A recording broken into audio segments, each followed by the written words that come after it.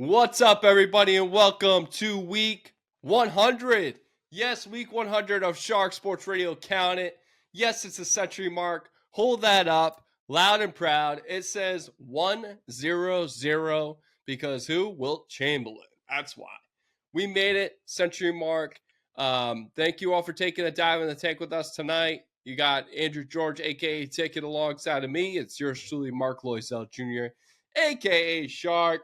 Right here in the Ocean State. Yes, every week we're in the Ocean State, including Ticket. Where do you reside? North Provolone. North Provolone. I love it. That's what we like to call it. Yeah. And thank you for the recent listener that actually reached out to us for a little bit of constructive criticism. So I always like to say in any profession, if you get complacent, you get comfortable, right? That's just the way it goes. So I look at it as what can we do to enhance the experience and, take that advice and run with it, right? So today, I got an email and it was, you guys have great content. You guys got great structure. You guys got great intro. But one thing is missing. And I'm like, what else is missing? Oh, personality. All right. So we need to invest in a little bit of personality in our podcast. We don't have personalities. That's not what we do here. It's a podcast. But so to be honest with you, I agree. And I listened back a couple of podcasts and I was like, you know what? Let's spice it up a little bit. Let's add a little energy. Let's add a little personality to this mix. So to add that personality, like one of those dating apps, Shark. You got me. Yeah. We need tickets, likes. Personality. Yeah, we need tickets, likes, and it's funny. We were talking about this previous to the podcast. Guess what I was watching just now, and you were on the podcast waiting for me to get on. Was Love is Blind. New episode out. Go check it out. A lot of personalities on there. Too many personalities, to be honest. And I was thinking in my brain watching that, and I was like, how many successful relationships come out of reality TV? It can't be a high percentage, high number. It's not. No. It's not this. No, it's not 100%. That's for sure. Not 100. No. It's far from it. Is what it is. But I was just thinking about The Bachelor, The Bachelorette, Love Island, Love is Blind, all that. I don't know. I would say maybe 5% become successful. If that, they could be higher. But I think Love is Blind is pretty not Love is Blind. It's not Love is Blind. It's Love is not blind. It's in front of you. And you can't talk to a wall in order to fall in love with somebody. I'm just saying that is if you get into that room, you are like going down a tough alley. What do you think? Listen, I feel sometimes like I talk to a wall anyway when speaking to certain people in my life. So I think it'd be fun to try. But you're right. I mean, it's not. The relationships seem to fizzle once they get in reality. Yeah, it's the honeymoon phase. And then they nitpick. They're like, "Oh, I didn't think they were that short," or "I didn't think they got this. I didn't think they had a personality." Yeah. So and needless to say, I didn't think we were going to talk about Love is Blind on this podcast, but here we are. And I mean, honestly, it's good garbage reality TV. It is. It's fascinating garbage TV. You're right. And I think it might be one of the best reality TV shows out there because, it's not TV too. Yeah, it's not the same song and dance, right? You get a different personality, you get different, emotions coming out of the room and stuff like that. So, but also, I wanted to bring this up because my wife and I went on a cruise, and it was a Disney cruise. We just got back, hence why we didn't have a show that week. And we went to the Bahamas, and then we went to Puerto Rico. I cannot tell you how many people do not know where the state of Rhode Island is. When you say Rhode Island, guess what? They think Long Island. And when they think Long Island, it's only, 100 miles away from New York, right? New York City. Oh, my cousin works there. Everybody's cousin works in New York City. especially where we went in Puerto Rico. And it was funny because, every single person there was just like, on the cruise, especially too, they were just like, hey, like, great, you're from, was it Rhode Island? And I'm like, man, people don't know their geography. But I always Yeah, say, yeah, I'm from Boston. Like, I always say that too. Yeah, that's the Boston. only way to do it. But I think people should study up on their geography and understand where Rhode Island is, because they still think that Listen, Rhode Island's Long Island. Didn't everyone have to like learn the 50 states and the capitals growing up? You know. Yeah, but that's growing up. I think times have Yeah, but you changed don't now. forget. Like, I don't forget that like Arkansas exists, and Some I'm people never going to do. Arkansas. Some people I've never do. met anyone from Arkansas. I think No, Little Rock. not knowingly. No. Yeah, Little Rock. Yeah. Shout out to Little Rock. Maverick. Yeah. Shout out to Little Rock. Shout out to Love is Blind. Shout out to the people that don't know where Rhode Island is. Appreciate you listening in, if you are listening in. We're going to have a fun show tonight. We're going to get into the BDE belt like every week. We'll get into the underdog picks as well. But then we're going to spice it up. We got a little bit of Thanksgiving fun, right? It's a short week next week. If you live under a rock, congratulations. Thanksgiving's next week. So, get ready to, enjoy the festivities, the meals, the sides, the turkey, do it all. And hang out with your family and friends, the people that are most important to you. So at the end of the day, we're going to play those games. So we're going to have fun doing it. It's going to be that turkey is stuffed or not stuffed. And then we'll get into contenders and pretenders. And the contenders will be the turkeys, and the pretenders will be stuffing, or whatever side you want, mashed potatoes, Cranberry, green bean, sauce, green bean casserole, green bean casserole. Yeah. Chocolate cream pie, apple pie, whatever you want. Yeah, So listen, we're recording this at night before the Thursday night game, and I haven't had dinner yet. So the more we keep talking about those sides, I'm going to be. All right. Well, corn, cornbread stuffing.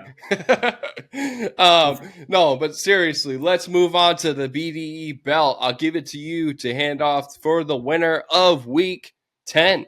Yeah. So my Week 10 winner, actually, it's going back exactly a week from when we're recording this, but Saquon Barkley, 146 rushing yards, 52 receiving yards, 2 touchdowns. Both were crucial in pulling away from the Commanders. The Commanders last Thursday night battle for first place in the NFC East. Saquon making those Giants fans. Oof. I feel bad. They're like the little Giants now. They're little Giants. I don't know if you watched Hard Knocks or anyone who listened. Or listened to the show. The Hard Knocks of the Giants. Joe Shine. He's did his math. Can only pay you this much. Obviously, you saw how Mara took the news and the ownership took the news. They wanted to retain Saquon. To go to a division rival, and then they're like, all right, the money just didn't line up. But Saquon has been one of the best backs in the league, performance-wise, and he's helping carry that Philly offense literally. So I have him for my BDE belt winner. Just an incredible performance last week, continuing to have a great season. Yeah, and I think the only thing that the Giants have had in their recent history is 2007, Super Bowl against the New England Patriots, right? And obviously they won another Super Bowl, within Eli Manning's career. But moving on to a quarterback, Denver Broncos, Bo Nix for me. When you think of Bo Nix, you don't think of him as being the best quarterback in the draft, but he has had a spectacular year. And this past week, he had 370 yards for 4 touchdowns, 0 interceptions, and a QBR of 145, and a 38-6 win over the Falcons. So him and Sean Payton are having a connection like Sean Payton had with Drew Brees. Hence the size, right? Bo Nix isn't big, but he can see over his offensive lineman just enough to make the throws to Cortland Sutton and all of his other, Marvin Mims, all the other, wide receivers that can, absolutely perform with him. And there's still no AFC wildcard hunt. They're really, there at 6-5, and they're having a really good year defensively too. They're one of the best defenses, in stopping the run. They're outstanding defensively. Yeah, they're stellar. But this quarterback class of the 2024 season, you look at it more and more. And I know when expectations in the draft were there's okay guys coming out. You got Caleb Williams and you got Jaden Daniels and Drake May, but everybody else is kind of in the middle of the pack. Michael Penix going to Atlanta Falcons. You don't know, but like Bo Nix is performing at a high level. Yeah. And JJ McCarthy got hurt too, right? So he hasn't been able to perform. But when you look at the class of Jaden Daniels, Drake May, Caleb Williams, and Bo Nix, that's turning out to be a decent class. Caleb being the worst of the bunch that's played so far. Yeah, for real, you're right. And I think highly of Jaden Daniels. I actually had him high coming out of the draft. I thought he was going to be one of the best, if not the best quarterback, in that draft. But Drake May showing off a lot of different attributes when he doesn't really have the pieces around him, and he's still holding on. They're still like close to the wild card. They're not fully in there, but they're hanging on. They got a big game against the Dolphins this week, so that's winner. Lose or go home game, pretty much. Either team has a chance of making a run to sneak in as the 7th seed. They got to win that game for both teams, right? Yeah. So let's get into the underdog picks. I'll hand it off to you to go through your quarterback. All right. Well, this one's going to pain me a little bit just because he's coming off probably one of his better games as a passer against my New York Jets and what was a very tough loss. Well, you got to be happy that Joe Douglas is no longer there. Yeah, I know that. I think we're going to touch on that later, but I have my feelings on that I'll get to. But all right, Anthony Richardson. I'm going to go higher than half an interception against the Detroit Lions. Richardson is, despite last week where, he showed flashes, especially in the fourth quarter, throwing the ball. He has been extremely inaccurate all season long, all last year before he got hurt. He is. I love how you say it. I love how you say it. He has been. He's been horrible. He has been. He's had games where he's gone like 5 of 6 of 20 passing, and today's NFL, that's absurd. So I'm going to go take his intercept. He did not throw one against the Jets, although there were a few opportunities for some. He fumbled the ball a few times. He's just very turnover prone. So I know that you can also play the fumbles on Underdog as well. So look into that because obviously he does run the football. Yep. He do design runs.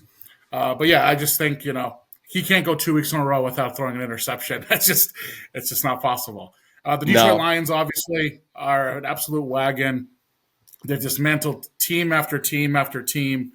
I do think that the Colts are going to, fall behind in that game. They're going to have to throw more to get back in it.